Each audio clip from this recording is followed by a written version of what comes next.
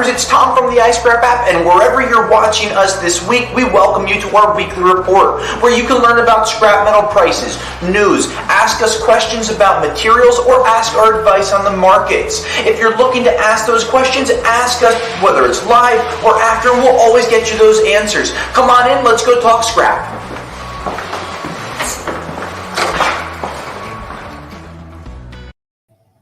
Hey Scrappers, Tom from iScrap. Here I am again, Wednesday, the 22nd of June. Hopefully everyone's doing well. I know we hit the first official day of summer yesterday, even though it's been hot as could be across many parts of the country. So don't forget, when you're scrapping, do what I tell the guys at the yard. Don't stop drinking water. Little things go a long way, and not a lot of water will be a very bad sign for you, especially going into the summer. So forget about the water talk for now. Let's talk scrap. Here we are, markets. What are they doing? Well, we had a long weekend, so we came back to the markets. We did see a nice bounce up, and last week we saw a little fluctuations with oil prices dropping about 9%. This China zero COVID policy, where they're just shutting down their entire economies at different weeks at a time, is screwing with a lot of these different gas prices. And our energy economist Mark has talked about this, and in this week's report talks about some more complications about the energy markets and how they're really screwing things up. And it's so interesting because here we are, we had the Chinese, kind of went neutral on the Ukrainian problem, but they started buying massive amounts of oil from Russia at deeply discounted prices, like 30 to 40% off what the world's trading at. So they're getting really cheap oil, and they're going to keep keeping those extra profits. So we're not sure where the metal prices are going to really end up in the next few weeks or even months, because there's just weird things going on that are large economic factors that we can't really figure out yet. That's why we're continuing to talk to our expert Mark, to be able to talk to other people. And if you want to ever give us your insight, let us know.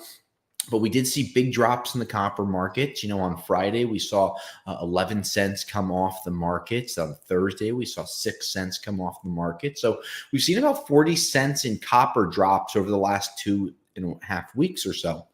My opinion is to continue to sell your copper. When you can see markets dropping 10% in less than 2 weeks, you could easily have that happen again. The federal interest rate went up last week again. That caused copper to drop. We're expecting it to go up again in July. If that does go up, you might see more of a pullback from the market. So don't be surprised if you see copper prices dropping another 40 or 50 cents. So instead of holding on to it, hoping that the market's going to go up, that's called gambling. And if you don't need the money, that's fine. Maybe then it's called an investment. But I don't see the markets really being nearly as strong as they were last year. And if I was going to give you any advice, I would tell you to continue to sell things like copper, brass, insulated wire. I think that those three are still so high in pricing that you will continue to get good returns on those. But if you wanted to hold on to anything, stainless steel, aluminum, I think that those two markets had such a rapid pullback where some prices fell 50% in the last month and a half and have not had a recovery. If you did want to hold on to something, your aluminums or your stainlesses might be a couple of things to really look out for, because the markets are still much weaker than they were 2 months ago, but the demand is still there. So we're really just waiting for a couple of things to drop and see where oil markets go. But don't forget, a lot of nickel comes out of Russia. That's not going to be streaming into the United States. But here's what we're not talking about. A lot of that Russian metal will go to China, which will be made into products which will filter their way into the United States. So it's a really funny market right now when you start to look macro instead of just micro and what's in your garage. And these are the things that we try to look at to figure out what the prices are. Now, Through our Patreon program, we would love and appreciate so much for you to be able to support us, to be able to buy more video equipment and microphones, to be able to record these videos, come up with better ways to edit them, and give you content that helps you make money. Our Patreon supporters, we thank many of them, and we appreciate you supporting us. This way we can continue to make these weekly reports, our videos spotlighting different metals and scrapyard secrets and alike.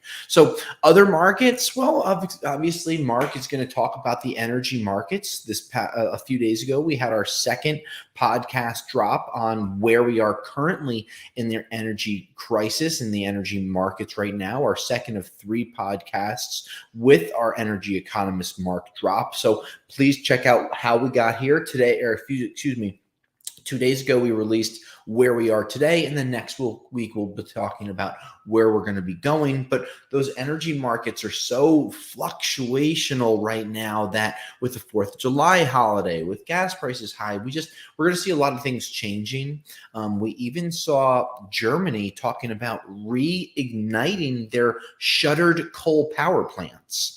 And I read about that earlier this week. And what does that mean? That means that they are hurting so badly from being cut off from Russian oil and natural gas that they need to reignite their old power systems to keep the lights on, literally keep the lights on in many homes and businesses across the country. What's that going to do? That's going to make coal prices go up. We're continuing to see the United States exporting a massive amount of natural gas, diesel, and unleaded regular gas over to Europe as they're having their systems dried out from Russia. Those are a lot of the reasons why we're seeing these energy prices tick up. And this summer, you're going to see higher energy costs. It's a statement. You have more energy coming off the grid. When you see countries like Germany talking about reigniting coal plants, that goes against the Paris Accords, and it really kind of screws up a lot of the things that are going on in the energy markets and ultimately in the metals markets as well.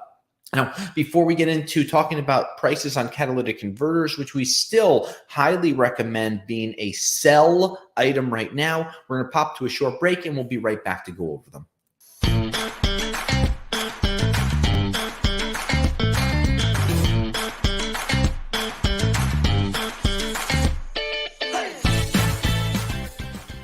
When taking pictures of your catalytic converters, there are multiple things that you want to do. Make sure while handling the catalytic converters that you're wearing gloves. But when you're taking pictures of the catalytic converters, make sure that you have a clear background underneath the cats.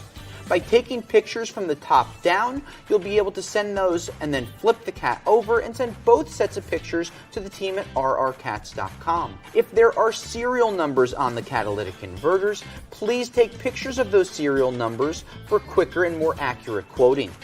If the serial number has rust on it, use a little steel wool, rub the rust off, and then take a picture of the serial number. There could be serial numbers on the shields, stamped on the cats, so make sure you send any and all pictures of those serial numbers so we can get you quoted as quickly as possible.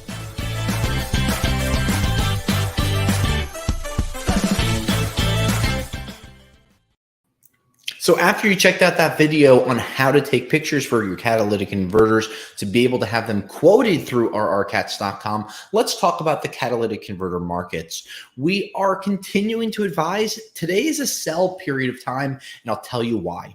Last summer, we saw the markets jump up in May and in June. We saw crazy prices on rhodium, palladium, and platinum, making the market go crazy. Now we've seen a 40% pullback in those markets, but I still see a further pullback coming, and there's a few reasons why. Rhodium prices are trading around $12,500 per ounce today. At the height of the market, they were around $29,000. That's almost 2.5 times as high as they are today. Tom, why is rhodium so important? I can't find it in scrap. Well, it's inside the catalytic converters, and about 95% of the world's rhodium supply goes in the catalytic converters. Why are the prices low? Because those catalytic converters that are being produced are not getting onto the new cars that fast because we continue to have A, supply chain, B, chip shortages, see more people are holding their vehicles longer because they don't want to go and buy a new car that's now $15,000 more than it was 2 or 3 years ago. So we did see those prices decreasing. Now, we did see rhodium have a little bit of an uptick, but what we did look at was platinum recovered. It went down to $870 an ounce. It's now well over $920. We saw the palladium prices dropping to $1,675, $1,700. That has recovered over $1,800 an ounce. So with those prices being strong and really stable, if you look at an average over the last month and a half, it's still a really good time to sell your catalytic converters by getting free quotes at rcats.com. You can get free shipping on OEMs. We hold quotes for 10 days. Just makes it very simple and easy to deal with. Over the weekend, I was talking to a bunch of people that sell catalytic converters, and one of their biggest frustrations has really been secure pricing, where a guy quotes them through a text message or over the phone, shows up, oh, the market's changed, and he changes the price, and that frustrates them. But they're there, they sell it anyway, even though they're upset. Our system gives you 10 days to be able to sell those catalytic converters and ship them in with a free shipping label. So once you get your price, we hold the price for 10 business days. Makes it very easy to deal with. So here we are looking at the markets every single day, energy, metals, overall supply chains. I saw lines of trucks at the Los Angeles port in recent videos. What does that show? That the ports are not unloading the ships.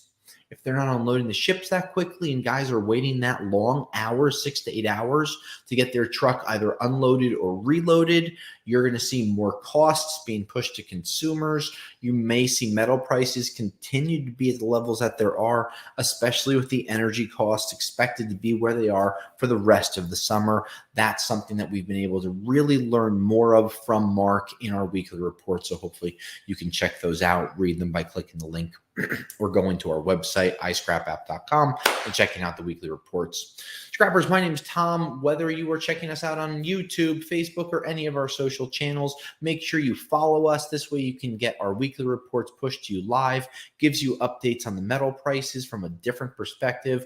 Don't forget to continue to go to the iScrap app on your phone, report your prices, let us know what you think. Until next week, Scrappers, which will be the last week of June, I'll scrap you later. Thanks for checking out our scrap videos. By becoming a Patreon supporter today, you'll be entered into monthly giveaways for tools and other products to help you make more money with your scrap.